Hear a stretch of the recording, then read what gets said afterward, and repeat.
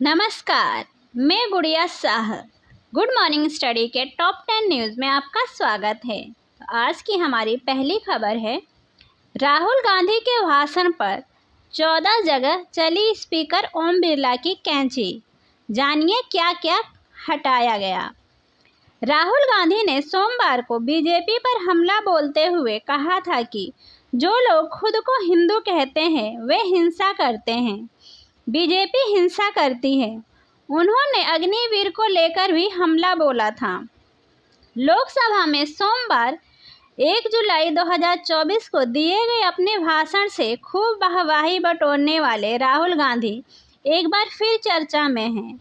इस बार वजह भाषण नहीं बल्कि उस पर चली कैंची है। दरअसल लोकसभा स्पीकर ने उनके पूरे भाषण में 14 कट लगाए हैं। यानी आसान भाषा में कहें तो उनके भाषण के इन 14 पॉइंट्स को संसद के रिकॉर्ड से निकाल दिया है। जानकारी के मुताबिक स्पीकर ने राहुल की तरफ से भाजपा के संदर्भ में हिंदू धर्म को लेकर दिए गए संदर्भ 3 से 2 प्रमुख उद्योगपतियों का जिक्र, जिनका कांग्रेस अक्सर नरेंद्र मोदी सरकार के संदर्भ में उल्लेख करती है। 2 अग्निपथ योजना के बारे में, एक नीट विवाद के बारे में, मणिपुर के बारे में और प्रधानमंत्री के बारे में कई बातों पर कैंची चलाई है। ये राहुल गांधी के लोकसभा में विपक्ष के नेता के रूप में पहले भाषण के 14 अंशों में से हैं, जिसे सोमवार देर रात स्पीकर ओम बिरला ने हटाया। पीएम के खंडन में इस्तेमाल शब्दों को नहीं हटाया। रिपोर्ट के मुताबिक एक तरफ जहां ओम बिरला ने हिंदू धर्म और भाजपा के बारे में राहुल के संदर्भ को हटा दिया है, तो वहीं दूसरी तरफ प्रधानमंत्री के उस खंडन को नहीं हटाया है जो उन्होंने राहुल गांधी के भाषण के दौरान हस्तक्षेप करते हुए कहा था। पीएम मोदी ने राहुल के भाषण के दौरान कहा था कि यह एक बहुत ही गंभीर मुद्दा है। पूरे हिंदू समाज को हिंसक कहना एक गंभीर मुद्दा है। पीएम की इस बात को बाद राहुल गांधी ने जो प्रतिक्रिया दी थी उसे भी हटा दिया गया है। अगली खबर, 3 नए आपराधिक कानून लागू। सीजेआई चंद्रचूड़ का भी आया रिएक्शन, बोले अगर मैंने कुछ कहा तो। भारत में कानून व्यवस्था और लोगों को न्याय दिलाने में तेजी लाने से जुड़े 3 नए आपराधिक कानून मंगलवार से लागू हो गए हैं। नए कानून अंग्रेजों के ज़माने से बनाए गए पुराने कानूनों की जगह लेंगे। 3 नए आपराधिक कानूनों को लेकर जारी बहस के बीच भारत के चीफ जस्टिस DY चंद्रचूड़ ने मंगलवार को इन पर टिप्पणी करने से इनकार कर दिया और कहा कि इन कानूनों से उत्पन्न मुद्दे सुप्रीम कोर्ट में लंबित हैं। ऐसे में अगर मैंने इस पर कुछ कहा तो वो उचित नहीं होगा। 3 नए कानून भारतीय न्याय संहिता, भारतीय नागरिक सुरक्षा संहिता और भारतीय साक्ष्य अधिनियम 1 जुलाई से पूरे देश में लागू हो गए हैं और इन कानूनों ने क्रमशः भारतीय दंड संहिता, दंड प्रक्रिया संहिता और भारतीय साक्ष्य अधिनियम का स्थान लिया। हाल ही में नए कानूनों पर रोक लगाने की मांग करते हुए सुप्रीम कोर्ट में एक जनहित याचिका दायर की गई थी। इसमें इन कानून में कुछ प्रावधानों की संवैधानिक वैधता को चुनौती दी गई है। राजधानी में निचली अदालत की नई इमारतों के लिए कड़कड़दुम्मा, शास्त्री पार्क और रोहिणी में शिलान्यास समारोह के बाद मीडिया से बातचीत में चीफ जस्टिस DY चंद्रचूड़ ने कहा, ये मुद्दे सुप्रीम कोर्ट में विचाराधीन हैं। हो सकता है कि अन्य हाई कोर्ट में भी लंबित हो, इसलिए मुझे ऐसी किसी चीज़ पर नहीं बोलना चाहिए जिसके अदालत के समक्ष आने की संभावना हो। कार्यक्रम में अपने भाषण में प्रधान न्यायाधीश ने कहा कि अदालत केवल संविधान का पालन करती है और वादकारियों के अलावा किसी और की सेवा नहीं करती है। उन्होंने कहा, हमारी अदालतें केवल प्रभु सत्ता का केंद्र नहीं है बल्कि आवश्यक सार्वजनिक सेवा प्रदाता भी है। अगली खबर, हाथरस भगदड़, कहाँ छिपा है भोले बाबा उर्फ साकार हरि, मिल गया बड़ा अपडेट। उत्तर प्रदेश के हाथरस में स्वयंभू संत भोले बाबा उर्फ नारायण साकार हरि के सत्संग में मची भगदड़ में अब तक 121 लोगों को अपनी जान गंवानी पड़ी है।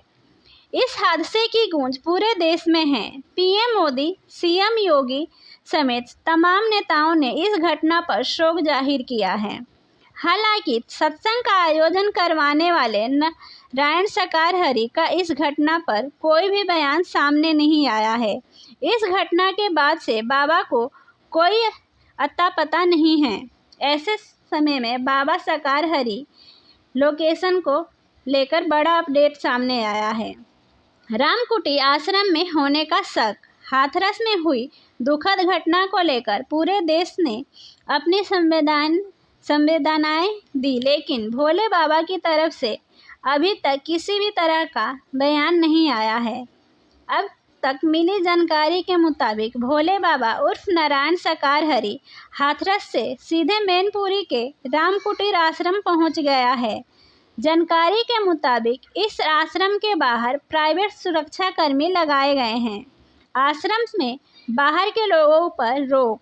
जानकारी के मुताबिक मैनपुरी के रामकुटीर आश्रम में किसी मीडिया कर्मी व बाहर के लोगों को अंदर जाने की पूरी तरह से रोक दिया गया है। रामकुटीर आश्रम पहुंचे भोले बाबा से किसी को भी मिलने नहीं दिया जा रहा है। बताया जा रहा है कि भोले बाबा 2 से 3 बजे के बीच आश्रम पहुंचे, लेकिन आश्रम से बाहर निकलते हुए वहां लगे हुए किसी भी सुरक्षा कर्मी ने नहीं देखा है। यौन शोषण समेत अन्य गंभीर मुकदमों का आरोपी है बाबा। स्वयंभू संत बोले बाबा उर्फ नारायण साकार हरि बाबा खुद को लेकर भक्तों के सामने कई दावे करते हैं। वैसे बाबा कासगंज के पटियाली गांव के रहने वाले हैं। उत्तर प्रदेश पुलिस में 18 साल की नौकरी के बाद उसने बीआरएस से ले लिया था। बाबा का दावा है कि बीआरएस के बाद उन्हें भगवान के साक्षात दर्शन हुए थे।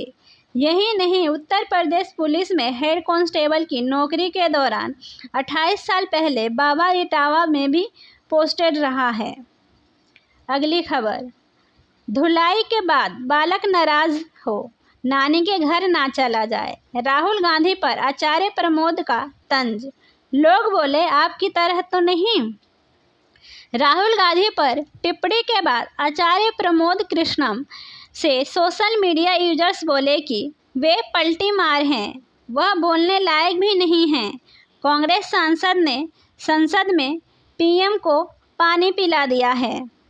जाने माने आध्यात्मिक गुरु आचार्य प्रमोद कृष्णम ने लोकसभा में विपक्ष के नेता और यूपी के रायबरेली से कांग्रेस के सांसद राहुल गांधी पर निशाना साधा है।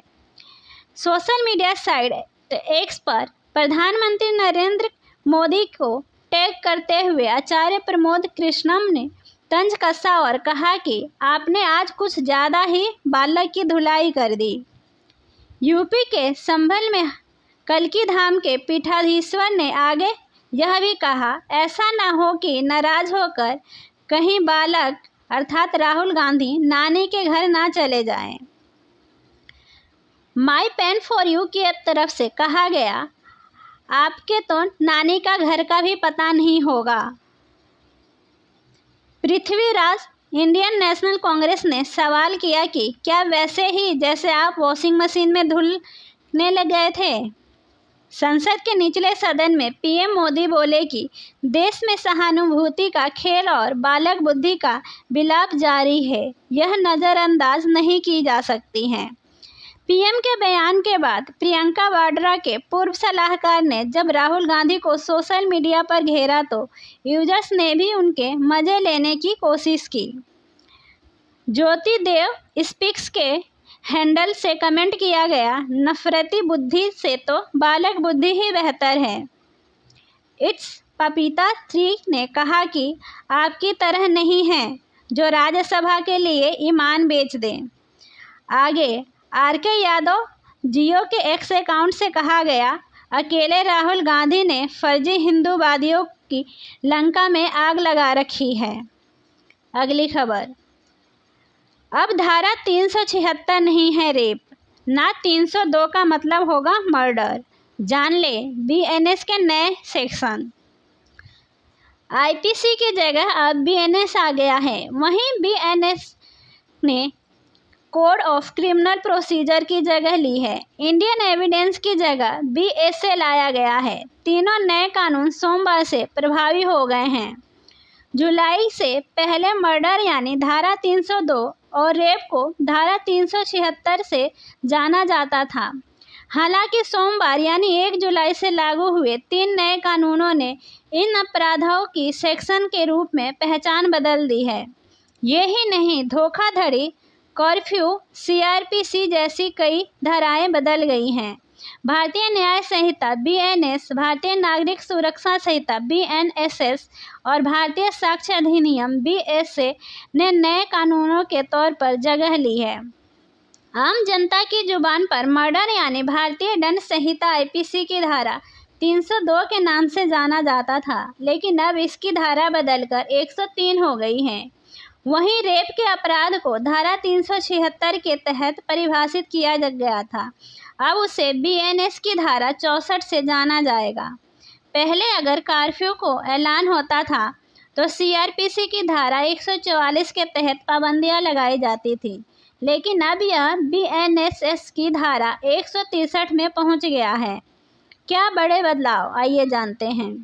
नए कानून से एक आधुनिक न्याय प्रणाली स्थापित होगी, जिसमें 0 एफआईआर, पुलिस में ऑनलाइन शिकायत दर्ज कराना, इलेक्ट्रॉनिक माध्यम जैसे कि एसएमएस, मोबाइल फ़ोन पर संदेश के जरिए समन भेजने और सभी जघन्य अपराधों के वारदात स्थल की अनिवार्य वीडियोग्राफी जैसे प्रावधान शामिल होंगे। नए कानून के तहत आपराधिक मामलों में फैसला मुकदमा पूरा होने के 45 दिन के भीतर आएगा और पहली सुनवाई के 60 दिन के भीतर आरोप तय किए जाएंगे। राष्ट्रद्रोह की जगह देशद्रोह। दुष्कर्म पीड़िताओं का बयान कोई महिला पुलिस अधिकारी उसके अभिभावक या रिश्तेदार की मौजूदगी में दर्ज करेगी और मेडिकल रिपोर्ट 7 दिन के भीतर देनी होगी। नए कानूनों में संगठित अपराधों और आतंकवाद के कृत्यों को परिभाषित किया गया है। राष्ट्रद्रोह की जगह देशद्रोह लाया गया है और सभी तलाशी तथा जब्ती की कार्रवाई की वीडियोग्राफी करना अनिवार्य कर दिया गया है। महिलाओं और बच्चों के खिलाफ अपराध पर एक नया अध्याय जोड़ा गया है। किसी बच्चे को खरीदना और बेचना जघन्य अपराध बनाया गया है और किसी नाबालिग से सामूहिक दुष्कर्म के लिए मृत्युदंड या उम्र कैद का प्रावधान जोड़ा गया है। अगली खबर, क्योटो, बनारस, गंगाजल और अयोध्या। अखिलेश यादव ने बीजेपी पर चुन चुनकर मारे बाण। समाजवादी पार्टी के राष्ट्रीय अध्यक्ष अखिलेश यादव ने मंगलवार को लोकसभा में नरेंद्र मोदी सरकार पर जमकर हमला बोला। उन्होंने बनारस से लेकर अयोध्या तक के मुद्दे उठाते हुए चुन चुनकर प्रहार किया। राष्ट्रपति के अभिभाषण पर धन्यवाद भाषण देते हुए अखिलेश ने कहा, सदन में अगर देश के सबसे बड़े राज्य उत्तर प्रदेश की बात न हो तो कैसे होगा। लोग क्योटो की फोटो लेकर बनारस की गलियों से लेकर गंगा जी को ढूंढ रहे हैं। उनको लगता है माँ गंगा जिस दिन साफ हो जाएगी, शायद उस दिन उनको क्योटो मिल जाएगा। सपा अध्यक्ष ने कहा, हमने जो सड़क बनाई उस पर हवाई जहाज उतरे और वर्तमान सरकार ने सड़क बनाई वहां ना उतर रहे हैं। यही स्मार्ट सिटी की हकीकत है। पहली बारिश में टपकती छत और स्टेशन की गिर चुकी दीवार बेमानी विकास की कहानी बता रही हैं। रही सच्चे विकास की बात तो हमने जो सड़क बनाई उस पर प्लेन उतर रहे हैं। ये स्मार्ट सिटी के जुमले की बात है तो ना तो जाम से छुटकारा मिला, ना कोई बुनियादी सुविधा मिल पाई। हर वादे को जुमला बनाने वालों को जनता ने नकार दिया। अखिलेश यादव ने कहा कि देश के प्रधान सांसद ने यूपी के लोगों से कई वादे किए हैं, उस पर उसे पूरा नहीं किया गया है। हर बात को जुमला बता देने वाले पर जनता का विश्वास नहीं कर रही है, इसलिए इस बार बहुमत की सरकार नहीं है, सहयोग से सरकार चल रही है। अनाथ पशुओं से छुटकारा नहीं मिल पाया। गन्नों का भुगतान का वादा किया गया था। हर वादों को जुमला बना देने वालों के लिए जनता ने भी ठुकरा दिया है। उत्तर प्रदेश में प्रभुत्व की लड़ाई को दो लोगों को आपस में लड़ रही हैं, लेकिन उसकी मार जनता को सता रही है। शिक्षा परीक्षा माफिया का जन्म हुआ। यूपी सरकार नौकरी नहीं देना चाहती, इसलिए पेपर लीक हो रहे हैं। अखिलेश ने यूपी में पेपर लीक के मुद्दे को भी उठाया। उन्होंने कहा कि देश की सबसे प्रतिष्ठित परीक्षा का भी पेपर लीक हो गया। सच्चाई तो ये है कि ये सरकार पेपर लीक इसलिए करा रही है कि सरकार नौकरी नहीं देना चाहती है, नौजवानों का भविष्य नहीं देना चाहती है। जनता ना तो अब किसी के बहकावे में आएगी, ना किसी के बहलावे फुसलावे में आएगी। अब जब बात होगी तो सच्ची बात होगी और जनता को पूरी सच्चाई और जिम्मेदारी के साथ हम लोग बात रखेंगे। अगली खबर, झारखंड में कुछ बड़ा होने वाला है। चंपाई के तय कार्यक्रम अचानक स्थगित। कल्पना की ताजपोशी या फिर सीएम बनेंगे हेमंत सोरेन। झारखंड में इस साल के अंत तक विधानसभा चुनाव तय हैं। चुनाव के पहले एक बार फिर से राज्य में सत्ता परिवर्तन की चर्चा तेज हो गई है। झारखंड मुक्ति मोर्चा जेएमएम के कार्यकारी अध्यक्ष हेमंत सोरेन की ओर से 3 जुलाई बुधवार को सत्ता पक्ष के विधायकों की बैठक सीएम आवास पर बुलाई गई है। वहीं मुख्यमंत्री चंपाई सोरेन ने 3 जुलाई को तय अपने सारे कार्यक्रमों को रद्द कर दिया है। 3 जुलाई को सत्ता पक्ष के विधायकों की बैठक में नेतृत्व परिवर्तन पर मुहर लग सकती है। वहीं दूसरी चर्चा यह भी है कि हेमंत सोरेन सभी सहयोगी विधायकों से आगामी विधानसभा चुनाव और उनके जेल में रहने के दौरान उपजे राजनीतिक हालात पर चर्चा कर सकते हैं। फिलहाल इस बैठक में जिन मुद्दों पर चर्चा होनी है उसे लेकर कांग्रेस, जेएमएम, आरजेडी और माले विधायक कुछ भी स्पष्ट जानकारी देने से बच रहे हैं, लेकिन सभी यह स्वीकार कर रहे हैं बुधवार को होने वाली बैठक कोई साधारण मीटिंग नहीं है।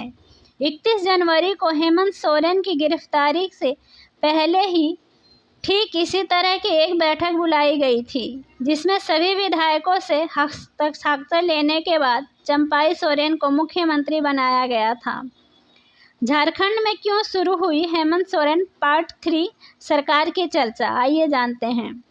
31 जनवरी 2024 को ईडी ने हेमंत सोरेन को गिरफ्तार कर लिया था। हेमंत सोरेन ईडी के हिरासत में ही राजभवन पहुंचे थे, जिसके बाद उन्होंने अपना त्याग पत्र दे दिया था और चंपाई सोरेन मुख्यमंत्री के रूप में शपथ ली थी। चंपाई सोरेन ने जब मुख्यमंत्री के रूप में शपथ ली थी तो उन्होंने कहा था उनकी सरकार हेमंत सोरेन पार्ट 2 की सरकार है। अब अचानक सत्ता पक्ष के विधायकों की बैठक बुलाए जाने के बाद हेमंत सोरेन पार्ट 3 सरकार की चर्चा शुरू हो गई है। अगली खबर, नीट स्कैम पर पीएम मोदी का बयान, युद्ध स्तर पर निभाई जाएगी हर जिम्मेदारी, अब नहीं होगा खिलवाड़। लोकसभा में राष्ट्रपति के अभिभाषण पर चर्चा चल रही है। हाल ही में राष्ट्रपति द्रौपदी मुर्मू ने NEET UG paper leak scam पर चिंता जताई थी। उसके बाद राहुल गांधी ने भी नीट यूजी 2024 के मुद्दे पर प्रधानमंत्री को एक पत्र लिखा। अब पीएम नरेंद्र मोदी ने लोकसभा में इस बाबत अपनी राय रखी है और सभी परीक्षार्थियों को उचित जांच का आश्वासन दिया है। बता दें कि NEET UG paper leak scam लगातार सुर्खियों में है। प्रधानमंत्री नरेंद्र मोदी ने नीट यूजी पेपर लीक मामले को अपने संज्ञान में लिया है। NEET UG paper leak scam, उन्होंने कहा कि देश भर में गिरफ्तारियां चल रही हैं और नीट यूजी पेपर लीक मामले से जुड़े किसी भी दोषी को बख्शा नहीं जाएगा। उन्होंने अपनी स्पीच में देश के हर विद्यार्थी, हर नौजवान को आश्वासन देते हुए कहा कि सरकार ऐसी गतिविधियों को रोकने के लिए बहुत गंभीर है। इसको लेकर युद्ध स्तर पर जिम्मेदारी निभाई जाएगी। युवाओं के भविष्य के साथ नहीं होगा खिलवाड़। प्रधानमंत्री नरेंद्र मोदी ने स्पष्ट किया है कि सरकार ऐसे मामलों में कोई लापरवाही नहीं बरतेगी। वह युवाओं के भविष्य के साथ खिलवाड़ नहीं होने देगी। उन्होंने यह भी कहा कि केंद्र सरकार पहले ही नीट यूजी पेपर लीक जैसे मामलों की रोकथाम के लिए कड़ा कानून बना चुकी है। नीट के मामले में पूरे देश में लगातार गिरफ्तारियां की जा रही हैं। परीक्षा करवाने वाले पूरे सिस्टम को पुख्ता करने के लिए जरूरी कदम उठाए जा रहे हैं। इससे भविष्य में ऐसी घटनाओं को रोका जा सकेगा। अगली खबर, खैबर पख्तूनख्वा होगा अफगानिस्तान का हिस्सा, डूरंड लाइन खत्म करने की तैयारी, तालिबान ने पाकिस्तान को बताई हैसियत। पाकिस्तान का बयान, तहरीक-ए-तालिबान पाकिस्तान (TTP) अब उसके लिए ही नासूर बन रहा है। दुनिया में आतंकवाद को फैलाने वाला पाकिस्तान खुद अपने घर में इसे फैलने से रोकने में नाकाम हो गया है। नौबत ये आ गई कि कहीं उसे खैबर पख्तूनख्वा और बलूचिस्तान से ही हाथ ना धोना पड़ जाए। पाकिस्तानी सरकार और फौज की नीतियों से पैदा किए गए संगठन TTP पाकिस्तान की चूल्हे हिलाने में कोई कसर नहीं छोड़ रहा है, और जब इसमें बलूचिस्तान के विद्रोही BLA और खोरासान ISKP भी शामिल हो तो यह पाकिस्तान के लिए किसी घुटन से कम नहीं है। ये घुटन तब और बढ़ने लगी जब TTP, BLA और ISKP ने मिलकर पाकिस्तान सुरक्षा बलों पर हमले तेज कर दिए। पाकिस्तान के think tank Pakistan institute for conflict and security study की तरफ से पाकिस्तान में आतंकी हमले पर एक रिसर्च पेपर जारी किया गया है। इसके मुताबिक साल 2024 के पहले 5 महीनों में हुए आतंकी हमले और इसमें मारे गए सुरक्षा बलों और आम नागरिकों के आंकड़े जारी किए गए। मतलब साफ है कि आने वाले दिनों में हालात और भी ज़्यादा गंभीर हो सकते हैं। माना जा रहा है कि पाकिस्तान की तरफ से शुरू हुए इस ऑपरेशन के पीछे चीन का दबाव हो सकता है, क्योंकि CPEC का पूरा प्रोजेक्ट अधर में लटका हुआ है। एक तरफ से KPK में चल रहे प्रोजेक्ट तो दूसरी ओर बलूचिस्तान में गवादर पोर्ट का भविष्य खतरे में है। अफगानिस्तान का नया नक्शा। पाकिस्तान अफगानिस्तान पर तालिबान के कब्जे को लेकर जश्न मना रहा था।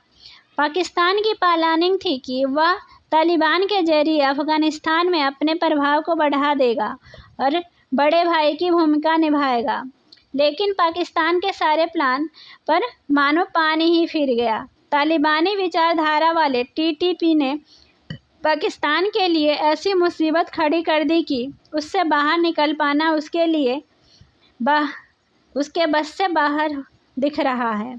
जिस तरह से तालिबान पाकिस्तान अफगानिस्तान बॉर्डर पर अपने तेवर दिखा रहा है, उससे तो ये साफ लग रहा है कि 1893 को अफगानिस्तान और ब्रिटिश इंडिया के बीच खींची गई तकरीबन 2670 किलोमीटर लंबी सीमा रेखा, जिसे डूरंड लाइन के नाम से जाना जाता है, उसे वह खत्म करने की तैयारी में है और उसके निशान काबुल में भी दिखाई देने लगे हैं। खुफिया रिपोर्ट के मुताबिक काबुल में कुछ बिलबोर्ड नजर आए जिसमें अफगानिस्तान का नया मैप दिखाई दिया।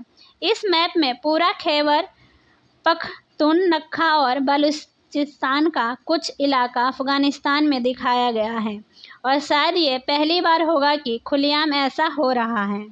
अगली खबर, 80,000 की परमिशन सी, सत्संग में पहुंचे 2.5 लाख लोग।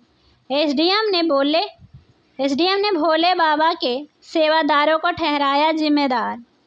FIR के अनुसार आयोजकों ने अनुमति मांगते समय गलत तरीके से ये बताया कि सत्संग में कितने लोग शामिल होंगे।